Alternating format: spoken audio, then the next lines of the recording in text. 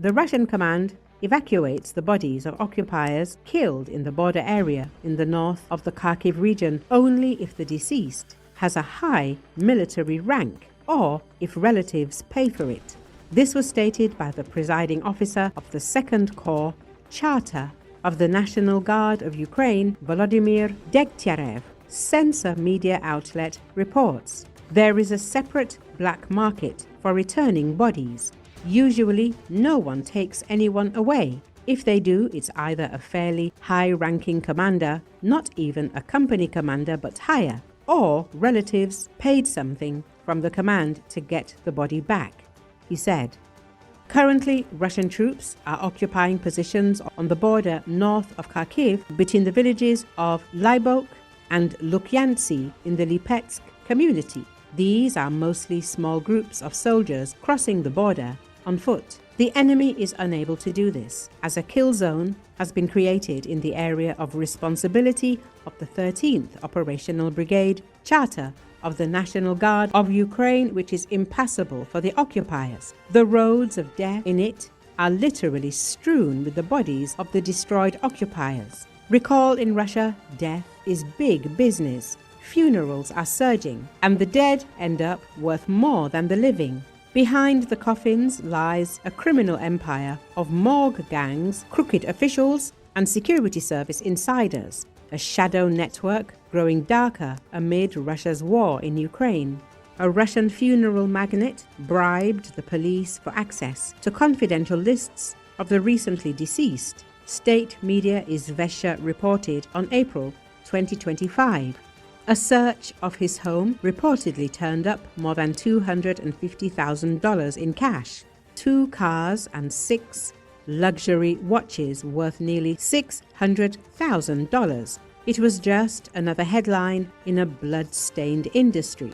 In the first 4 months of 2025, Russia's funeral services market surged by 12.7%.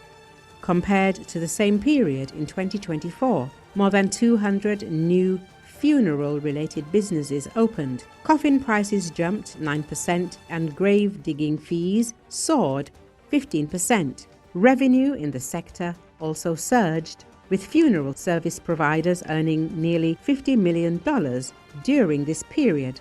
St. Petersburg earned the most, at $46.5 million. The number of funeral services in Russia increased by 16% compared to the same period last year, Ukraine's Center for Countering Disinformation reported. While the costs of funeral services are up, state reimbursement for soldiers' burials remains tightly capped. Many families of killed Russian soldiers complain that the state hasn't compensated them at all, and others have been compensated with grotesque gifts, ranging from meat grinders, kitchen appliances, to bags of onions.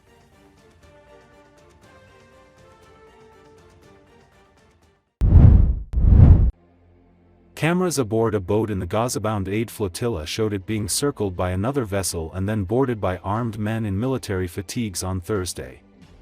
According to Associated Press, after the boat was boarded, the activists' live video stream displayed on-screen text saying the Oxygono had been intercepted by the Israel Defense Forces. Activists on board a flotilla of vessels sailing toward Gaza said late Wednesday that the Israeli Navy had intercepted 13 of its boats as they approached the besieged Palestinian territory. Israeli authorities said the activists on board, including Greta Thunberg, were safe and being transferred to Israel. The global Sumud flotilla, composed of nearly 50 boats and 500 activists, is carrying a symbolic amount of humanitarian aid to Gaza. The Sirius, Alma and Adara boats were intercepted some 70 nautical miles from the coast of Gaza, according to organizers who shared live positions of the flotilla. The group, which includes Nelson Mandela's grandson, Mandla Mandela, former Barcelona mayor Ada Colau and several European lawmakers, said it remained undeterred in its mission to break the Israeli blockade and bring aid to Palestinians. Organizers said the remaining vessels would keep sailing toward Gaza.